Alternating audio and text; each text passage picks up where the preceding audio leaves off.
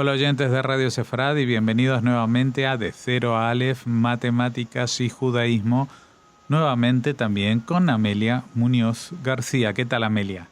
Buenas tardes. Bueno, hoy nuevamente un personaje importante del mundo de las matemáticas, muy contemporánea, en realidad ha muerto hace apenas 6 años, ¿no? Vladimir Igorevich Arnold. Pues sí, la verdad es que este hombre, su trabajo, al ser, como ustedes decís, haber muerto hace relativamente poco, su trabajo se puede notar todavía cómo influye y cómo tiene repercusiones, no tan distantes como otros, sino en el día a día. Bueno, este hombre nació en 1937 en una ciudad que en Odessa, que en su momento pertenecía a la Unión Soviética, pero actualmente pertenece a Ucrania, y nace en el seno de una familia judía con cierta tradición científica. Su padre era matemático, su madre había estudiado historia del arte, sus tíos eran ingenieros, así que llegaba cierto impulso, podríamos decir. Su interés por las matemáticas surgió desde dos frentes.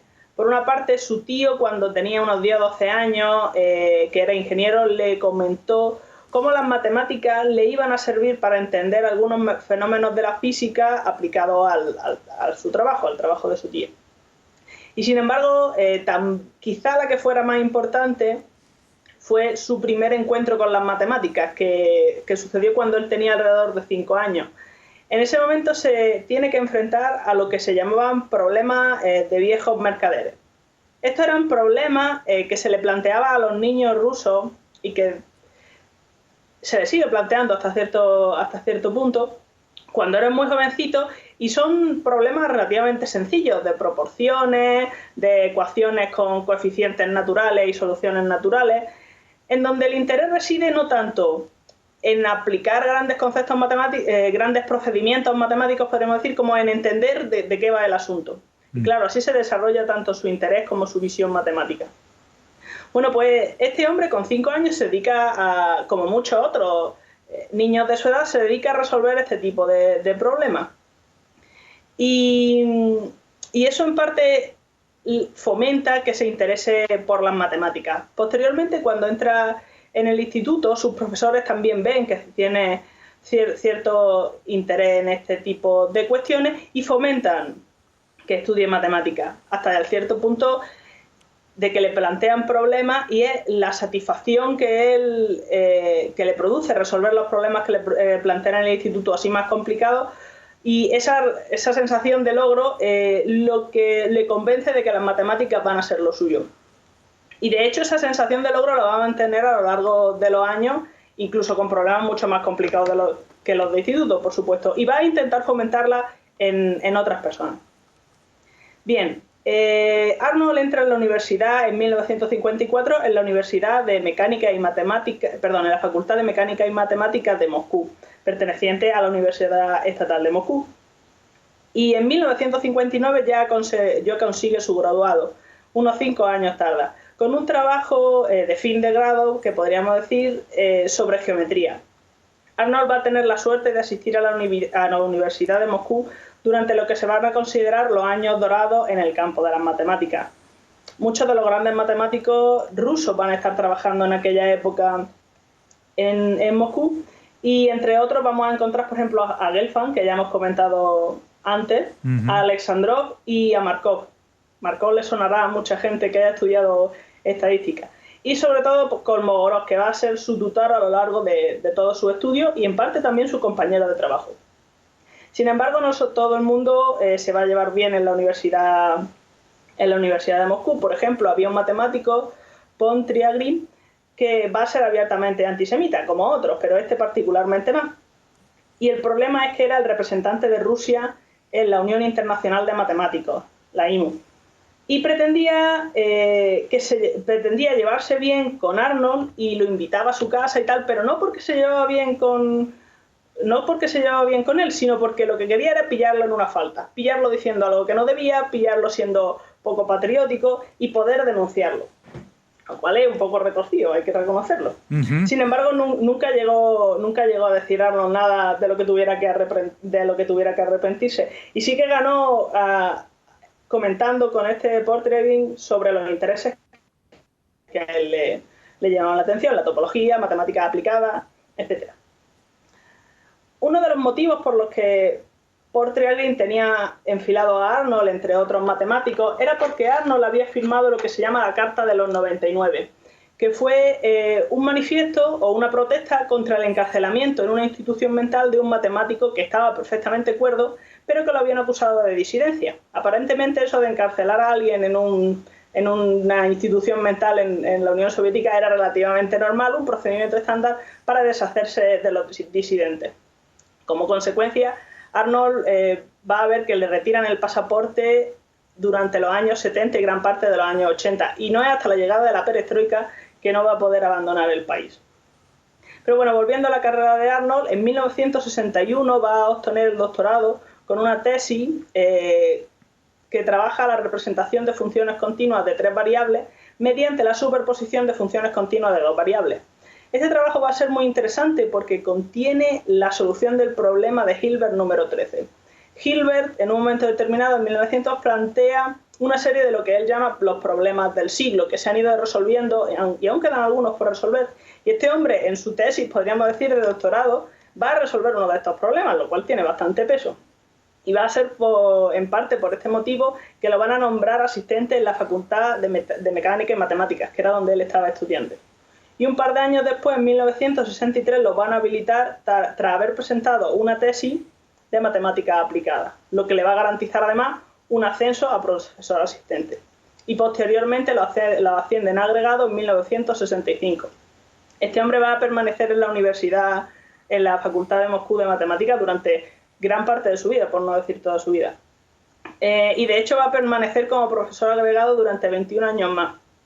Durante esta época, además de la actividad investigadora que llevaba a cabo normalmente, Arnold va a llevar a cabo una actividad docente bastante importante. Por ejemplo, a través de un seminario. En Rusia era normal el trabajo con seminarios, que consiste en que tú te juntas con una serie de alumnos, o incluso con algún otro compañero, y te pones a hablar de problemas. No es tanto una clase magistral como un grupo de trabajo. Y de hecho, Arnold y sus alumnos se reunían una tarde por semana a discutir este tipo de problemas, aún por resolver la mayoría, y muchos de los cuales fueron resueltos por los alumnos de Arnold a lo largo del tiempo.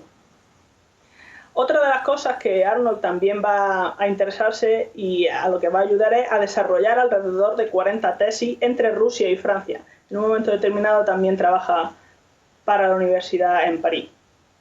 Y lo que va a hacer no va a ser plantearle el tema de estudio a sus alumnos, sino dejar que sus alumnos se busquen el tema de trabajo. Porque Arnold decía que buscarle un problema a un alumno es como buscarle una mujer o una esposa a su hijo, que eso era poco propio. Durante cierto periodo de tiempo no va a costar que la supervisión de sus alumnos esté llevándose a cabo. Es decir, que a pesar de que se supone que él, en efecto, supervisó alrededor de 40 alumnos, no costan tanto. ¿Por qué? Bueno, pues porque durante esa época que lo tuvo el gobierno ruso, el Partido Comunista enfilado, a pesar de que es verdad que ayudaba a los matemáticos que estaban estudiando en Moscú en aquel momento, él no podía costar como director de tesis, así que él lo ayudaba, él le aconsejaba en su tesis, pero alguien afín al partido era quien firmaba como director de tesis, y por supuesto era el que firmaba para recoger el dinero. Bien, Arnold, otra cosa que también fue una persona que se implicaba mucho en la docencia, no solamente universitaria, sino en general. Por ejemplo, fue muy crítico con la educación en el colegio, en particular en los Estados Unidos, en dos aspectos. Por una parte, por la simplificación que estaba habiendo en el currículum, y por otra parte, por la bajada del nivel, de nuevo particularmente en Estados Unidos. Y por otra parte, también los altos niveles de abstracción que se estaban impulsando a partir del año 1950. En particular en la universidad de Francia, debido a la influencia del Grupo Bourbaki. El Grupo Bourbaki fue un grupo de trabajo francés que intentaron fomentar, primero, que la escuela francesa volviera a coger fuerza y, por otra parte, intentar formalizar la manera en que se estaba trabajando. Sin embargo, Arnold decía que se habían pasado. se habían especializado demasiado en hacer bien los cálculos sin llegar a entender realmente lo que estaban haciendo, o por otra parte sin encontrar aplicaciones prácticas. Bien, las experiencias con los extranjeros que van a comenzar a partir de 1986, cuando ese veto a trabajar con extranjeros y a salir se le levanta, y gracias a esto en parte lo van a nombrar investigador principal en el Instituto Shketlovsk de Matemáticas en Moscú, y posteriormente en 1993 profesor en la Universidad de París-Dauphine. Curiosamente, 3 años después, en el 96, va a sufrir un accidente bastante grave, estando en París, se cae de la bicicleta o algo por el estilo y llegó a tener un traumatismo craneal serio. A pesar de que consiguió recuperarse, al principio aquello parecía muy serio, tuvo amnesia y no era capaz de reconocer durante las primeras semanas a su esposa cuando iba a visitarle. Con respecto a la carrera investigadora, deberíamos decir que Arnold está considerado uno de los matemáticos más influyentes y con mayor número de trabajos de la historia. Se interesó por múltiples ramas de las matemáticas y de la física, por ejemplo, los sistemas dinámicos, las ecuaciones diferenciales, la hidrodinámica, la magnetohidrodinámica, la mecánica celeste, la mecánica clásica, la geometría, la topología, la geometría algebraica, la teoría de singularidades, y generó él solo una rama nueva de la topología llamada geometría simpléctica. Entre sus resultados más notables se va a contar el teorema KAM o de Kolmogorov-Moser sobre la estabilidad de los sistemas dinámicos y la persistencia de las órbitas cerradas, y resultados sobre la teoría de singularidades y cáusicas que complementan la teoría de catástrofes de Thom, a quien Arnold va a decir que le debe mucho por la clase de trabajos que va a llevar a cabo a partir de los resultados de Thom. Y un largo etcétera. Desde luego va a publicar muchísimos artículos y alrededor de 15 libros en solitario o en colaboración. Por tanto, no es de extrañar que en un momento determinado empezaron a concederle numerosos premios y reconocimientos, entre los que caben destacar, por ejemplo, los doctorados honorarios en las universidades como la de Curie de París, la de Bolonia de Italia o la Complutense de Madrid en 1994. Y también fue miembro de múltiples academias y sociedades como la Sociedad Matemática de Londres en 1976, la Academia de las Artes y las Ciencias de Estados Unidos en 1987 y la Academia de las Ciencias Naturales de Rusia en 1991. Y le van a conceder premios, por supuesto, como el Premio Lobachevsky de la Academia Rusa de la Ciencia en 1992 o el Wolf de Matemáticas en 2001. El Wolf es el premio de matemáticas que tiene una cuantía mayor, y sin embargo va a ser la medalla Fields la que tiene, podríamos decir, un mayor prestigio. Y a pesar de que Arnold fue propuesto a recibir la medalla Fields en 1974, la organización tuvo que retirar su candidatura porque el partido que estaba en aquel momento, bueno, el Partido Comunista de la Unión Soviética, dado que Arnold no era afín al partido, se empeñó en que no le dieran la medalla. Presionó hasta que por fin tuvieron que quitar su candidatura, lo cual es muy duro.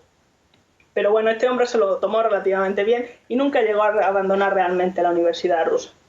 Lamentablemente falleció en 2010 en París.